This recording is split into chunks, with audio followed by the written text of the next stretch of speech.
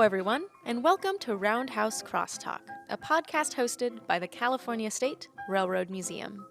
June is Pride Month, and to usher it in today, we will be talking to Tony Reevy about Lucius Beebe and Charles Clegg, owners of the luxurious Gold Coast private railcar that we house right here at the museum. Beebe and Clegg were not only influential train photographers, but also icons of high society and some of the earliest and most famous gay men to live openly in American history. Stay tuned to hear about their celebrity lifestyle, as well as their influence on railroad photography.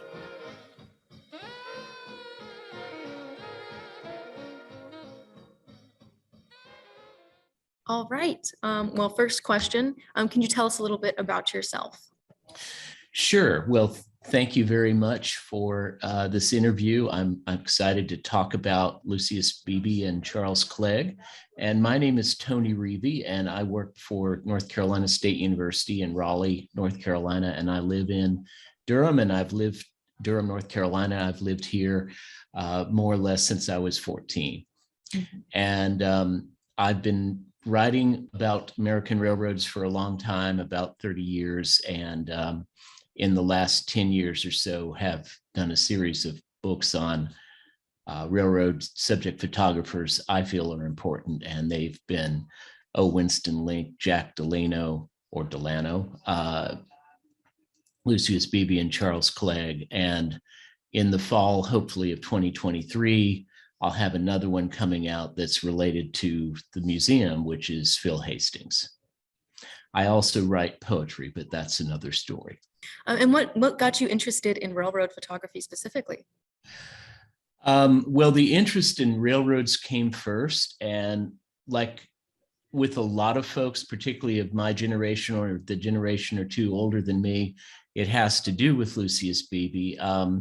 One of the first things I remember about railroads was, and this is in the preface to the book, if I'm not mistaken, was seeing a book called Highball, not one of Lucius Beebe's best known or first books, but in my dad's books. My dad was a book collector, and I just loved looking through that book. I lived near a train track as well at the time, and I just got interested.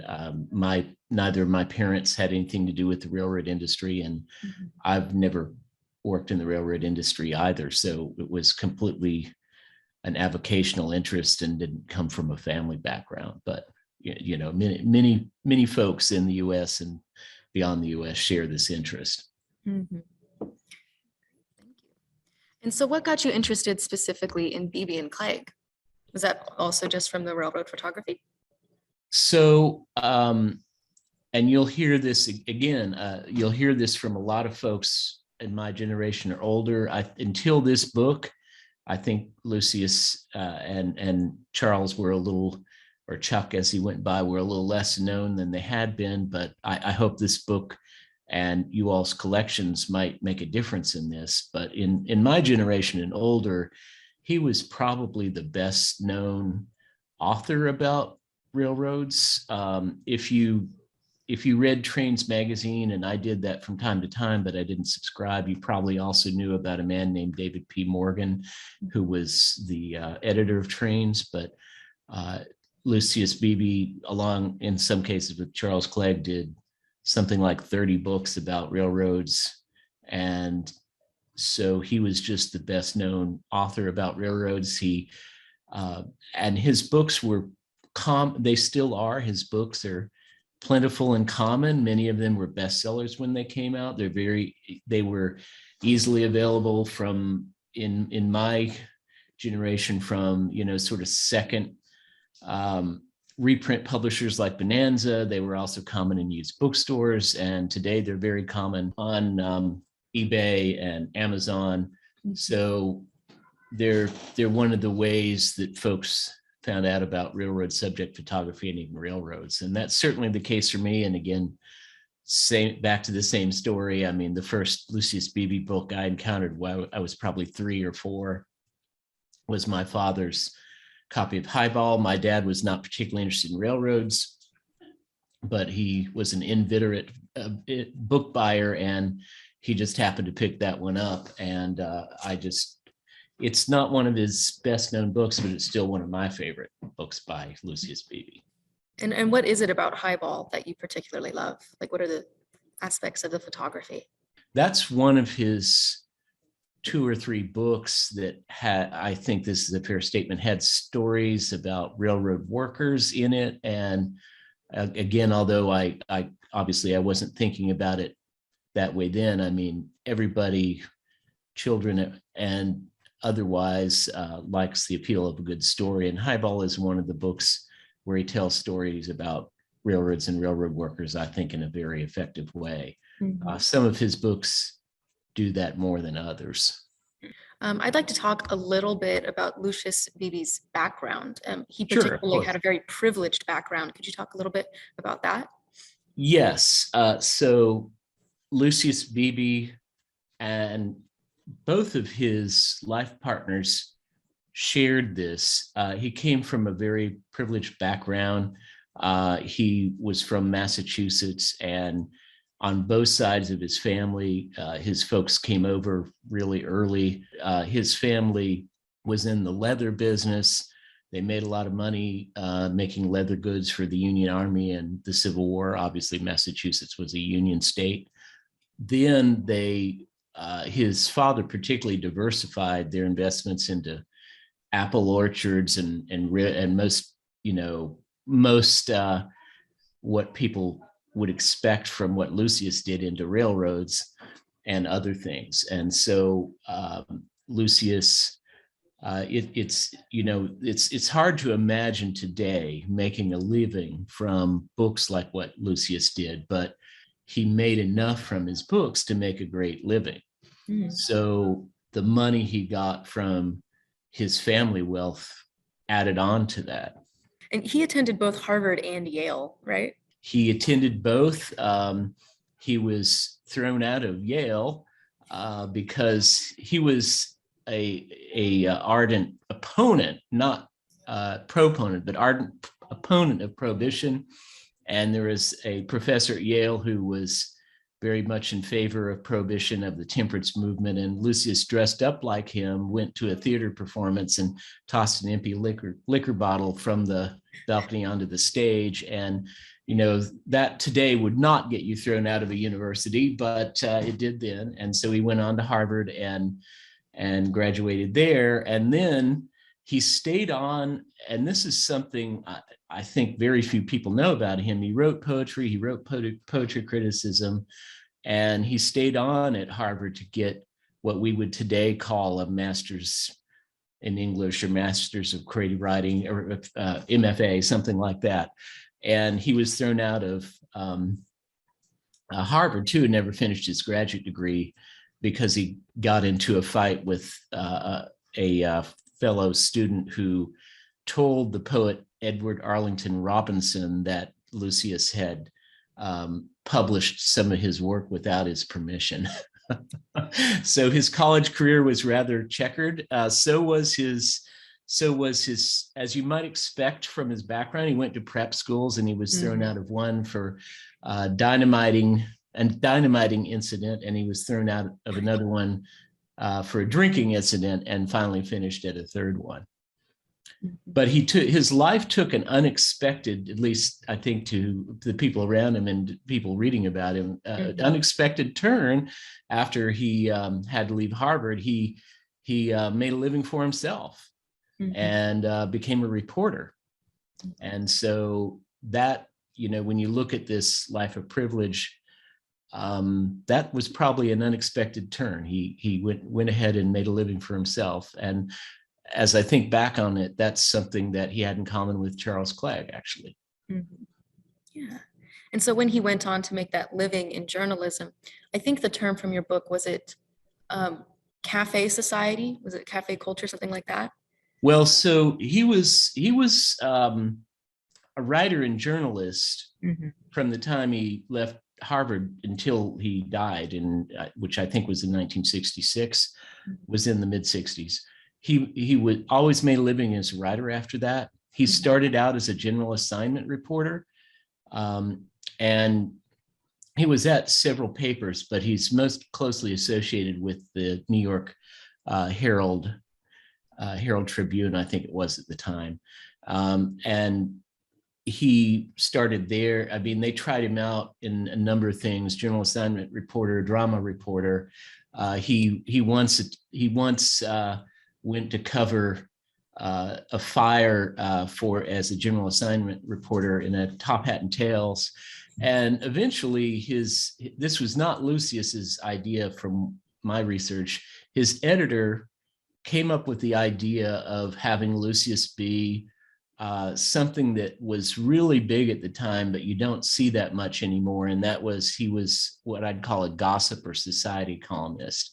And there were a number of those around at the time. There was a woman who covered New York. There was a man, I think, named Maury Knickerbocker, something like that. So this was a big part of newspapers at the time. People liked to read about sort of the shenanigans of the wealthy few. Mm-hmm. And Lucius took this assignment and took it to heart, and in fact was a gossip columnist for over 10 years. And he wrote a column called This New York, which his workday was kind of as follows. He would get up at about lunchtime, stay around the apartment, go off for the cocktail hour and dinner and drinks after dinner, maybe a show, play, movie, something like that.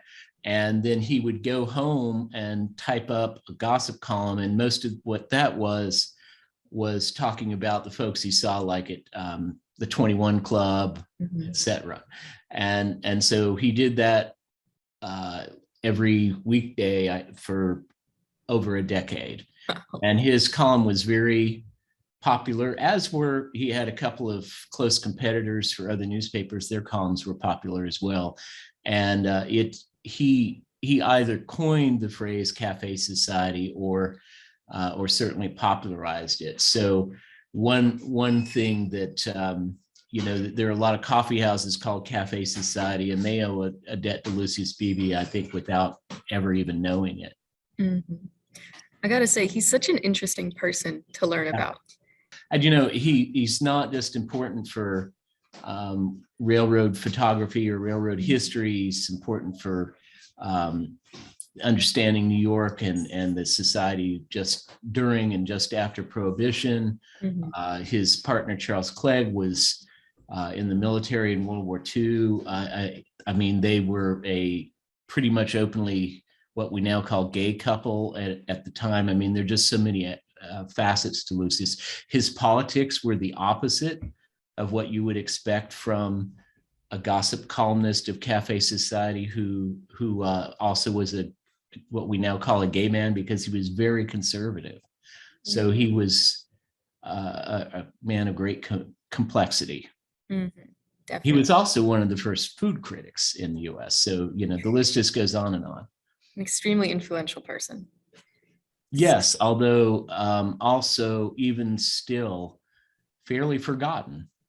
Yeah, that's interesting. He was a friend of James Beard's, for example, and when you hear about the beginnings of food culture in the United States and so on, you hear about James Beard and Julia Child, but you never hear about Lucius Beebe. Lucius Beebe was so well known for his sense of style that he was even featured in popular music. For example, this is Mr. Beebe, with lyrics by Sammy Cahn and music by Jewel Stein and Dudley Brooks. It appeared in the 1944 film Carolina Blues. Mr. Beebe, he's the man who knows. Mr. Beebe sets the style in clothes, fancy cravats and those knocked out spats. Beebe's the man who knows. Mr. Beebe, dig the boutonniere. Mr. Beebe, booted front and rear. Harlem's alive to his dressed up jive. Beebe's the man who knows. Now I've heard them say. Here's the paradox: given how little known he is today, except perhaps by railroad enthusiasts, it's looking back, it's kind of hard to assess how well known he was at the time. But I mean, some markers on that. He was very good friends with Clifton Webb and although not the actions of the character in Laura, the murderous gossip columnist in Laura, those didn't reflect Lucius Beebe, but the occupation, dress, and circles that he moved in of that character, to me, were obviously come from Lucius Beebe. He was featured in a song. There's a movie called Cafe Society, which it seems to be based upon Lucius and one of his female friends, and so he was and he was a gospel columnist in one of the most important papers in the country, and in what was, and I would argue is still, the most important city in the country, New York. So he was on the cover of Time magazine, wearing top hat and so on. So he was very well known, very influential, both in people's view of New York City, people's view of the American Railroad, in formal dress, and frankly, something I didn't get to explore much in what I wrote, but in American food culture. Yeah. And you may or may not know this. I'm just kind of curious. I was watching the video for the song Mr. Beebe, and they talk a lot about Harlem, and they're singing about Harlem, and the setting is obviously Harlem. So did he work and live in Harlem? No, he didn't.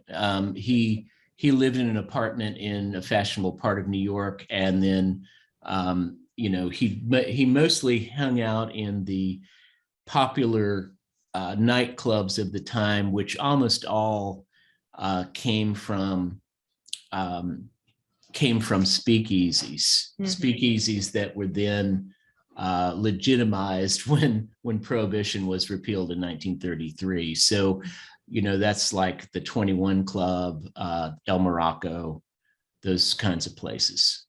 So we've talked a little bit about Charles Clegg, his life partner. How did Right. Lucius Beebe meet Charles Clegg? Right. So Lucius actually had two life partners, Jerome Zerby in the 30s, and then Charles Clegg. Dates differ, but they met right before World War II, so either in 1940 or 1941. That's another story, like the dynamiting and so on. So Lucius was very good friends with Evelyn Walsh McLean, and so if you think of one of the most affluent suburbs of Washington, D.C., McLean, Virginia, that's named after her father. So she owned the Hope Diamond. She had a mansion in DC. And so Charles Clegg, so she had numerous parties. She was very much a socialite. She would often wear the Hope Diamond, which she owned, at her parties. I'm sure that gave her insurance company nightmares. But so she was a friend of Lucius's. Charles Clegg, who was much younger, showed up at a party as the guest of J. Edgar Hoover, and Lucius was there. Lucius was, I don't think you could call him an alcoholic, but he was often a heavy drinker. So Charles Clegg and Lucius ended up spending the night.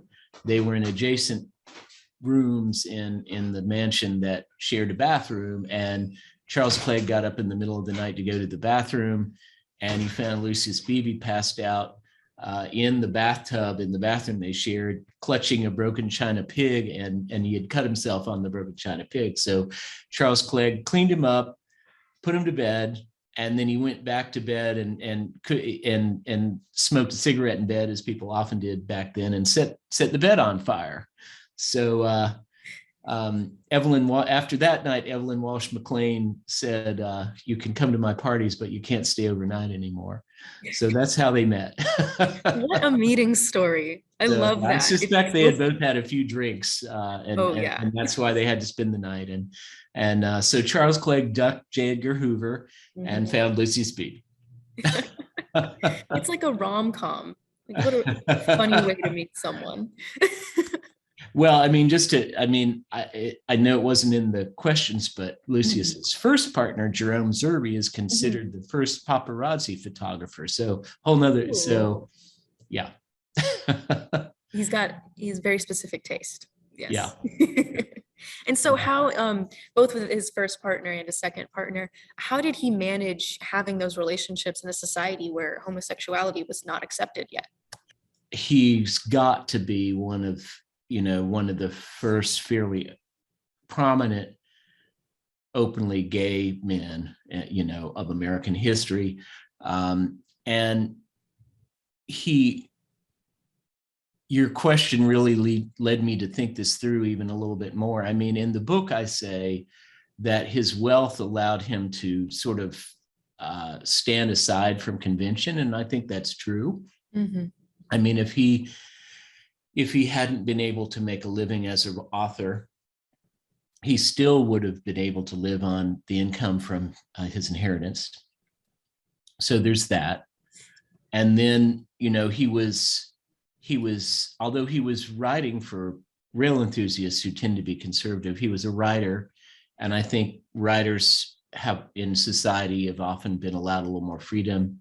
Mm-hmm. And then the other thing, if you look at where he lived, he lived in, first of all, he lived in fashionable parts of New York, which, although it was not open at the time at all, became the cornerstone of the gay rights movement with Stonewall just about 20 years after Lucius moved out of New York. Mm-hmm. So there's that. And then he moved to Virginia City, Nevada, which was well known as sort of a stomping ground for eccentric, usually affluent people. And then the one I know the least about and wondered the most about is that he ended his life living in a suburb of San Francisco. And I think of San Francisco at the time conservative, but of course the other historic center of the gay rights movement in the United States, I'd argue it beyond New York, is San Francisco. So, he lived in New York, Virginia City, and San Francisco. And they didn't, the term gay was not in use at the time. Mm-hmm. The Stonewall riots hadn't happened yet. Mm-hmm. He did it's not that great a book, but it's an interesting book if you want to understand Lucius's relationships, called Snoot If You Must, where there's a chapter where Charles Clegg joins the Navy right after Pearl Harbor, and Lucius talks about basically missing him while he's in the Navy. And so that's pretty out there for that book, if I'm not mistaken, was published in 1943. So that's pretty out there for 1943. Definitely. And he also said that he often said that Charles Clegg was his partner. I mean, to railroad subject readers, I mean, they probably took that as his partner in writing books, but obviously Lucius, at least in a covert manner, meant that in a broader sense. And there are those that argue that he was the first prominent writer to use partner in that sense. So gay folks, gay and lesbian folks, then were typically in fairly deep closet, I guess you'd call it. And so this is a really intriguing part of his life that really hasn't been explored that much. Yeah. I mean, if you go on the webs, you'll see a lot of kind of informal stuff, like he's one of the main people profiled in a site called, I think it's Dandyism. So, he's got a following there, as well as with people who are interested in the history of American food criticism, and with people who are interested in American railroads. So, which is a really interesting and even strange combination, right? Yeah. I think it's very interesting how his life has all these flashes, like, of foreshadowing modern gay culture, where, living in New York, living in San Francisco, using the word partner, the kind of lifestyle that he led. It's very, it's fascinating. That's a very, I think that's a very perceptive comment. And, one of the folks that I interviewed for the original article that led to the book almost came out and those interviews were done more than 15 years ago. So it was even more than 15 years ago was different than now. I mean, gay marriage is fairly accepted in many places now. That wasn't true 15 years ago. And in one of the interviews, I think it was John White, talked about how Lucius seemed sad because he didn't fulfill society's expectations of having a home and children and so on. And I remember thinking that's a kind of a very perceptive, but also very coded, what the person I interviewed said. In partnership with the First Partners Office and the Natural Resources Agency, the California State Park Adventure Pass provides free entry for 4th graders and their families at 19 amazing state parks throughout California, including the California State Railroad Museum. Passes are valid until August of 2022.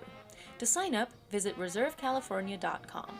You can find out more about the Adventure Pass at parks.ca.gov/adventurepass.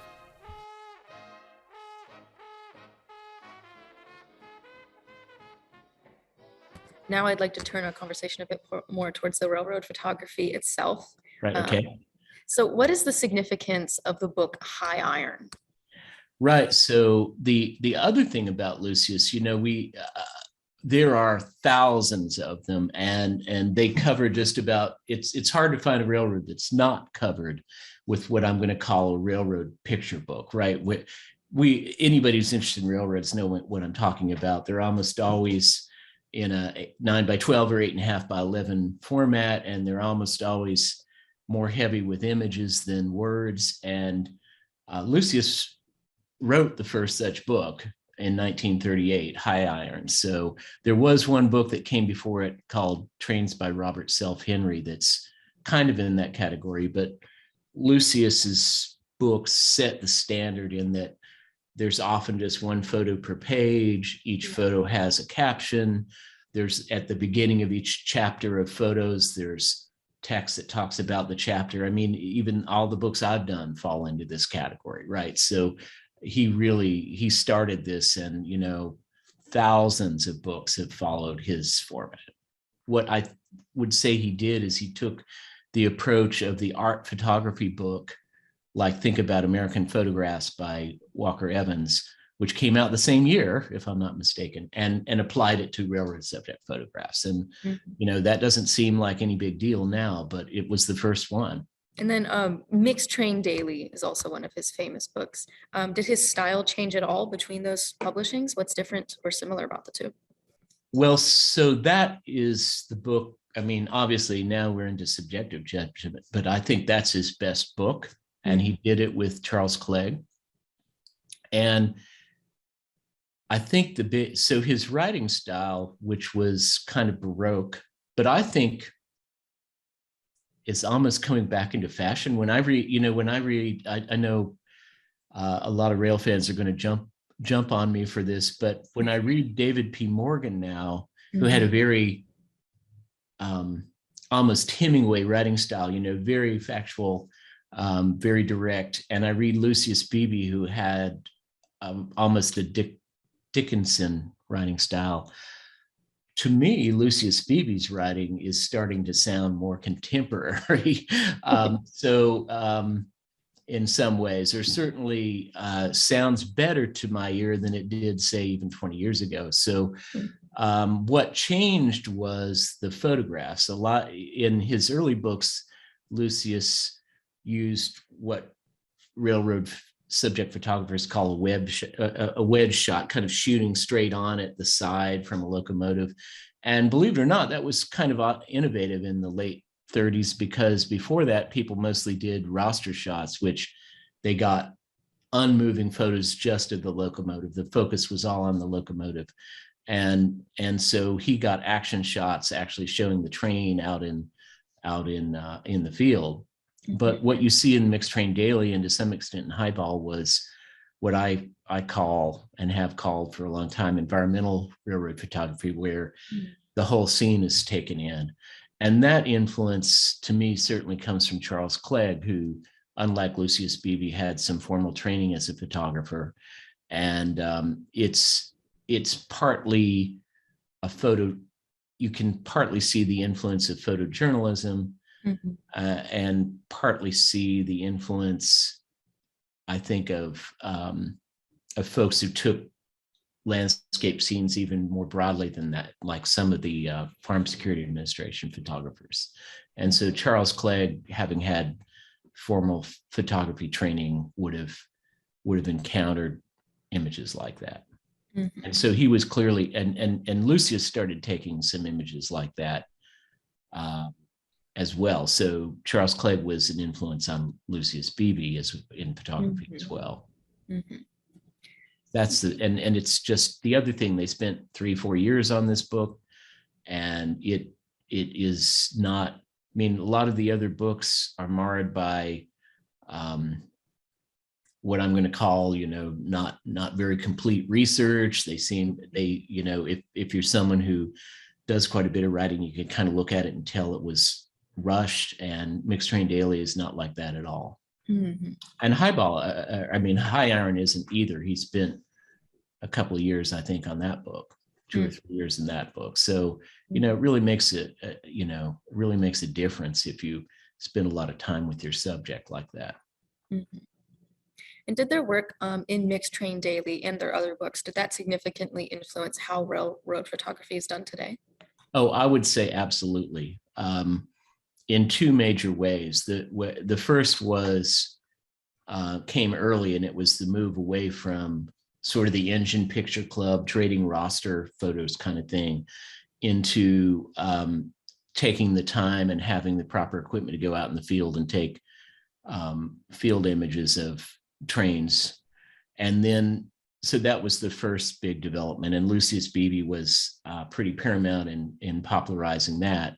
And then the second big development, and this is one that you still see in railroad subject photography today, was to step back. And I credit Charles Clegg with this, to step back and situate the railroad in the American scene, which, many people have called it many things. I call it environmental railroad photography, but stepping back and situating the American railroad in the scene. And that Charles Clegg's work in that sense influenced Lucius Beebe, but it also really influenced another of your major collections, certainly influenced Phil Hastings. And then Phil Hastings had, how things carry on. I mean, Phil Hastings had a huge influence on David Plowden and Jim Shaughnessy, who was kind of his protege. And today you still see a lot of wedge shots, but you see a lot of very innovative images using the railroad as part of the American scene. So it wasn't just stepping back and doing that. It was also the influence that photographs, particularly by Clegg in books like Mixed Train Daily, had on those who came after him. I mean, I should also mention Richard Dick Steinheimer, who was from California, where I think you're sitting right now, and Winston Link as other folks who were very influenced particularly by Charles Clegg's photography. And you still see, I mean, railroad subject photography today. I see a couple of trends. One is to do sort of modernist or postmodernist views that really focus in on pieces, but you still also have this movement that today is exemplified by folks by Scott Lotus, who are still stepping back, or Jim Wren, who's still stepping back and taking images, or Jeff Browse, that look like images that, given the differences in camera technology, Charles Clegg could have taken. And so why did they stop making these railroad photography books around like 1950? What happened?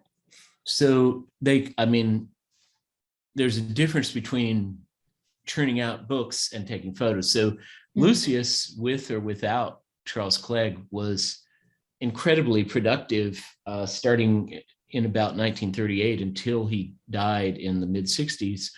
And,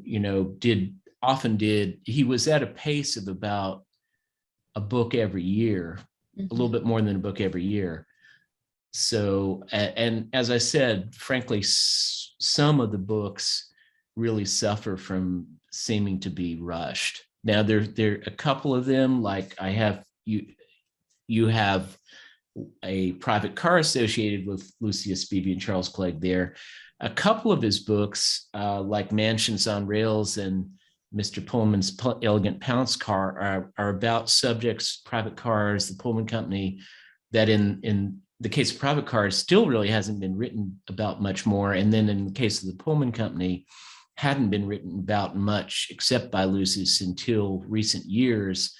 And the lens now is more on the role of the Pullman Company and in fostering the civil rights movement through the creating a Black middle class through Pullman porters, which is a very different lens than what Lucius did. So he had some very significant subjects, but in terms of actual photography,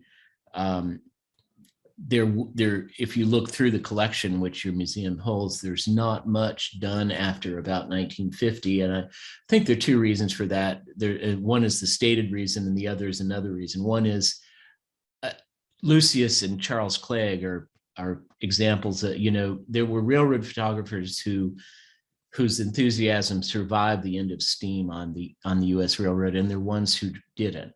And for example, Jim Shaughnessy kept taking photos after the end of steam of American railroads, but many photographers didn't. And Lucius and Beebe and Charles Clegg kind of fall in that latter category. They seem to some extent lose the interest once steam left the rails in the U.S.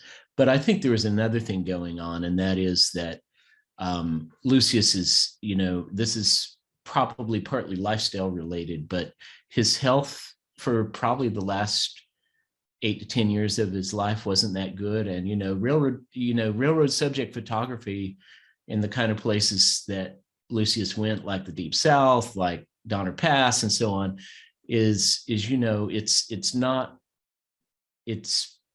taken lightly, right? You have to stay out in the desert, wait for a train, etc. So I think also what happened there is it just got harder and more uncomfortable for him to take photos in the field. And you mentioned their private car that we have right here at the museum, the Gold Coast. Right. What can you tell us about the Gold Coast? So in their lives, Lucius Beebe and Charles Clegg owned 2 private cars. The first was the Gold Coast, which you have there. And in fact, when they first moved to to Nevada from New York, I believe they lived in that car for a while, or at least lived there while they were in the Virginia City area. And it's an older car that is not all steel. And so as railroads moved to not be willing to haul passenger cars in interstate commerce that were not all steel cars, they gave that away, I think. And of course, the museum didn't exist at the time. I think they may have given it to the Pacific Coast chapter of Railway and Locomotive Historical Society. You'll have to look that up for me, but I think that's right. And then it came to you from there.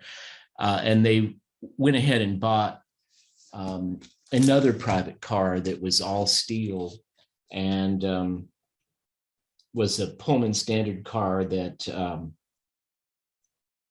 was built for the Great Northern.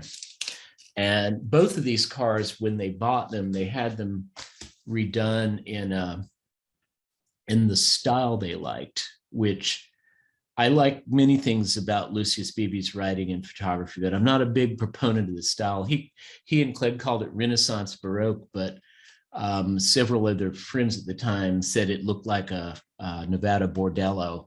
And that's, I think the Gold Coast is still in that style, right?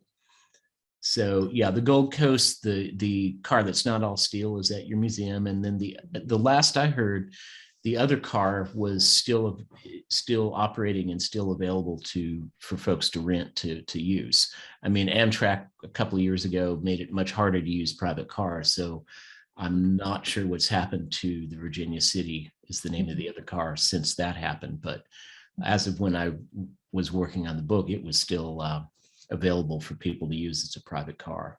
At one point, I mean, another thing Lucius and Charles did, for what it's worth, is at one point they had one of the few private cars left in the US. And until this action by Amtrak a couple of years ago, there were quite a few around. So they also kind of kept the tradition of the American private car going. I think this is another interesting example of, Lucius Beebe being involved in a foreshadowing of some other historical event, because the Gold Coast is how they helped convince Ronald Reagan to, approve having a railroad museum. They had that dinner in the Gold Coast.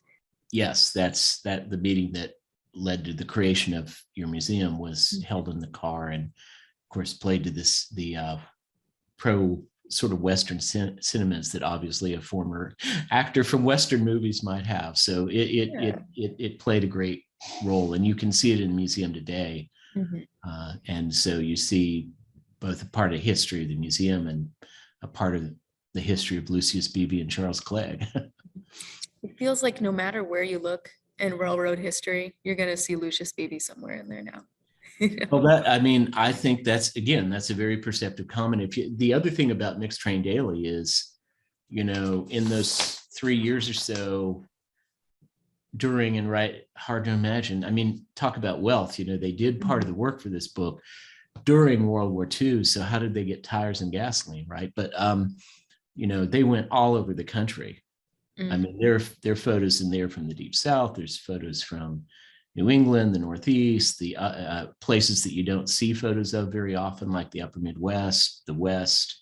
I mean, the Deep South and the West were clearly favorites of theirs, but there are photos from just about all the areas of the United States in that book. So based on their style and based on their tastes and, Lucius Beebe's political views, they seem like kind of nostalgic people, which is an interesting contrast to other aspects of their lifestyle. I felt that deeply as I read the book, because Lucius is, and later in his life, Lucius, for one of the San Francisco papers, got a column, had a regular column as well. I think it was, instead of This New York, I think it may have been called This Wild West. And if you read those columns today, they can seem very contemporary, because they're very right-wing, conservative, pro-market, I would even say sort of pro 1870s Gilded Age robber baron, sort of the opposite of Mark Twain's writings. And so it's, frankly, it's something you might expect perhaps from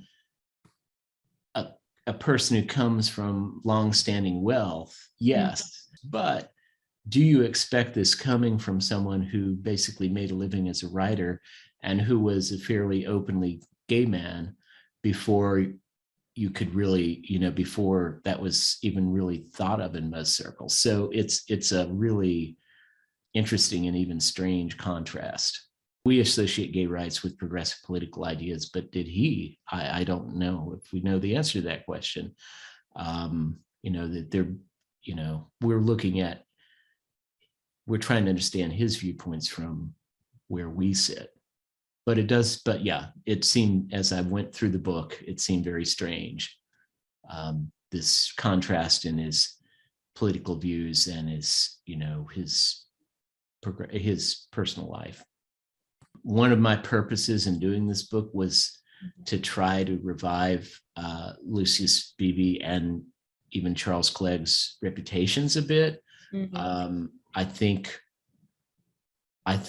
that younger rail enthusiasts were not that familiar with him. All of his books, they're easily available used, but they were basically, except for maybe the Stork Club Bar book, which he also wrote, were basically out of print.